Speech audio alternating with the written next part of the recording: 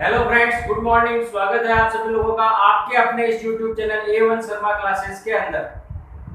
Friends, आज के इस वीडियो में मैं आपके समक्ष विशेष टॉपिक जो आप लोगों को कई समय से इंतजार था, निषेचन प्रक्रिया पादपों के अंदर और उससे फल और बीज निर्माण की प्रक्रिया किस प्रकार से संपन्न होती है, उससे संबंधित आज के इस वीडियो में हम चर्चा करेंगे, जिसका विस्तृत अध्ययन हम यहाँ पर आज के इस वीडियो में करने वाले हैं। फ्रेंड्स, पादप के अंदर पुष्प जो जननांग होता है, पुष्प जननांग के अंदर मादा जननांग और नर जननांग दोनों उपस्थित होते हैं।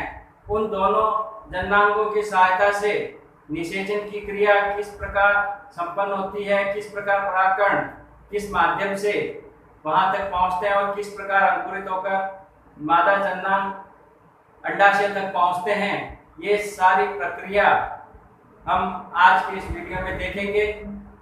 सो फ्रेंड्स, बिना समय गवाए चलते हैं हम आज के अपने इस मुख्य टॉपिक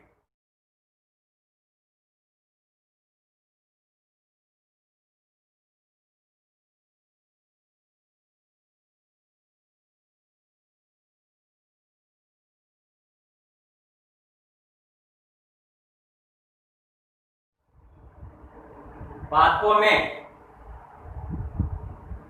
जनन की प्रक्रिया में आगे बढ़ते हुए यहाँ पर हम देखते हैं स्त्री मादा जननांग, जिसका मैं डायग्राम आपको बोर्ड पे समझा रहा हूं।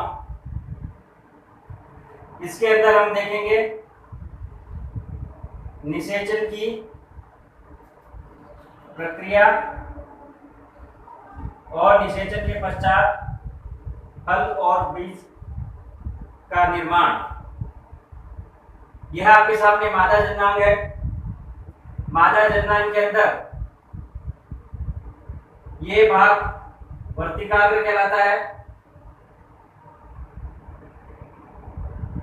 वर्तिकाग्र के अंदर चिपचिपा रासायनिक पदार्थ होता है। इस चिपचिपे रासायनिक पदार्थ के कारण किसी भी माध्यम से आने वाले परागकण यहाँ पर वर्तिकाग्र तक पहुंचते हैं और वर्तिकाग्र पर पहुंचने के पश्चात इस स्पंजी चिपचिपे रसायनों के द्वारा ये यहाँ पर चिपक जाते हैं और इन्हीं रसायनों के द्वारा यहाँ का बाह्य परागकण का बाह्य जो आवरण होता है वो कमजोर पड़ जाता है और कमजोर पड़ने के बाद यहाँ एक करके एक एक परागकण अंकुरित होने लग जाते हैं और ये परागकण अंकुरित होकर एक ट्यूब का निर्माण करते हैं। इस ट्यूब को हम पराग नली कहते हैं। इस पराग नली के अंदर नर युग्मक उपस्थित होता है। ये नर युग्मक इस पराग नली के बढ़ने के साथ साथ आगे की ओर गमन करता है और गमन करता हुआ ये पराग नली धीरे धीरे वृद्धि करती हुई आगे की तरफ बढ़ती है, जो वर्तिका से होती हुई अंडाशय तक पहुंचती है। अंडाशय के अंदर बीजांड उपस्थित होता है। ये पराग नली अंडाशय के अंदर प्रवेश कर बीजांड के द्वार तक पहुंचती है। मान लो ये बीजांड है और ये बीजांड का प्रवेश द्वार है। बीजांड द्वार, ये पराग नली आगे वृद्धि करती हुई बीजांड द्वार के सहायता से अंड कोशिका तक पहुंचती है। ये अंड कोशिका और अंड कोशिका में अंड युग्मक से संयोग करती है, तो उस संयोग की क्रिया को हम निषेचन कहते हैं। जैसे ही ये परागनली आगे बढ़ती हुई अंड युग्मनज तक पहुंचती है, तो यहाँ पर नर युग्मक और अंड युग्मक दोनों का संलयन होता है, अर्थात निषेचन होता है। और निषेचन होने के बाद यहाँ पर एक युग्मनज का निर्माण होता है। युग्मनज का निर्माण होने के साथ साथ यहाँ पर एक दूसरा केंद्रक और साथ में गमन करता है, जिसे द्वितीयक केंद्रक कहा जाता है। ये द्वितीयक केंद्रक भ्रूण कोश के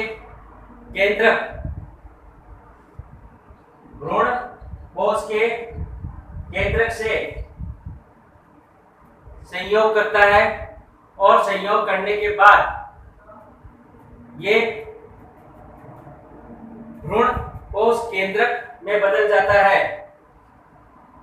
भ्रूण कोश केंद्रक में बदल जाता है। इस प्रकार धीरे धीरे जब ये निषेचन की क्रिया पूर्ण हो जाती है, तो उस निषेचन की क्रिया को पूर्ण होने के पश्चात वर्तिका धीरे धीरे दोनों ही भाग नष्ट हो जाते हैं और नीचे गिर जाते हैं।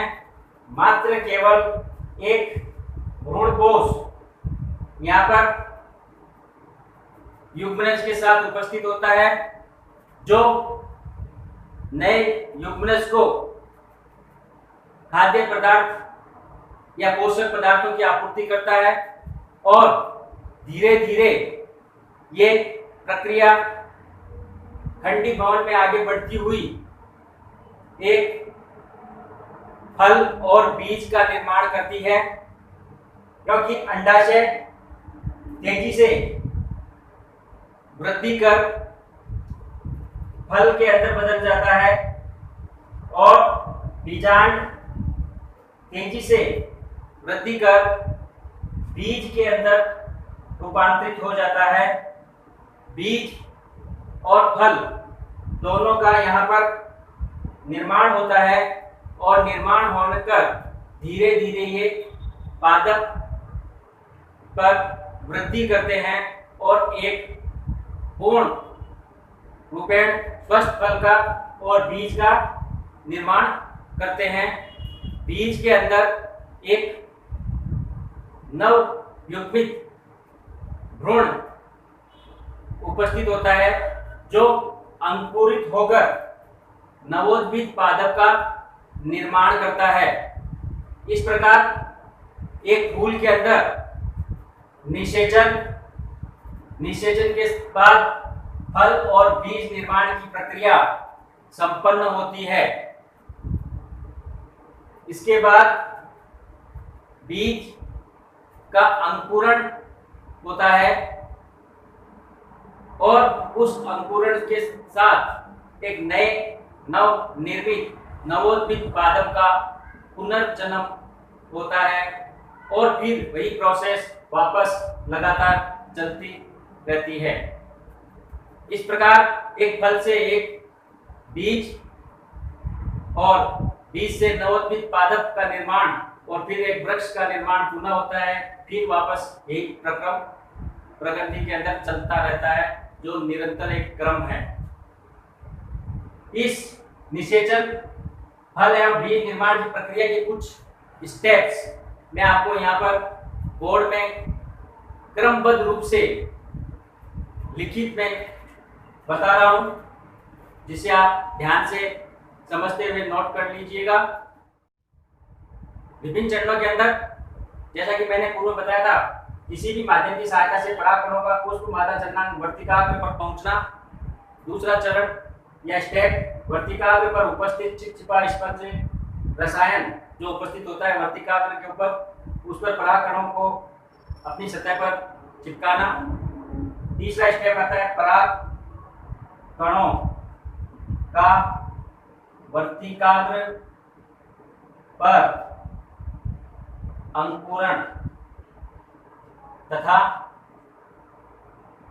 पराग नली का निर्माण करना। पराग नली का निर्माण होने के बाद पराग नली वर्तिका से होती हुई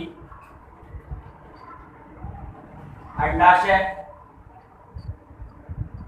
तक वृद्धि करना। पांचवा, नर युग्मक व द्वितीयक केंद्रक दोनों ही पराग नली में गमन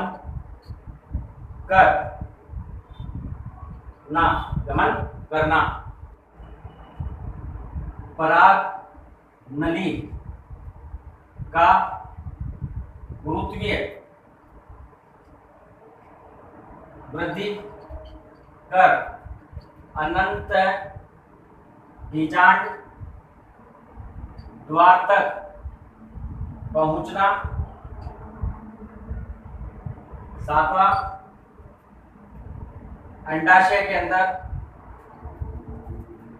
बीजांड की उपस्थिति जिसमें मादा युग्मक की उपस्थिति होना। आठवां स्टेप, बीजांड द्वार से पराग नली का बीजांड में पहुंच कर फटना तथा नर युग्मक व द्वितीयक केंद्रक का उत्सर्जन करना।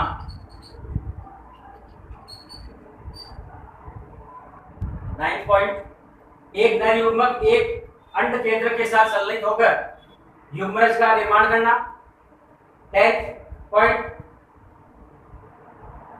दूसरा जो केंद्रक पराग नली के अंदर उपस्थित था वो केंद्रक द्वितीय द्विगुणित केंद्रक के साथ संलग्न होकर भ्रूणपोष केंद्रक का निर्माण करना।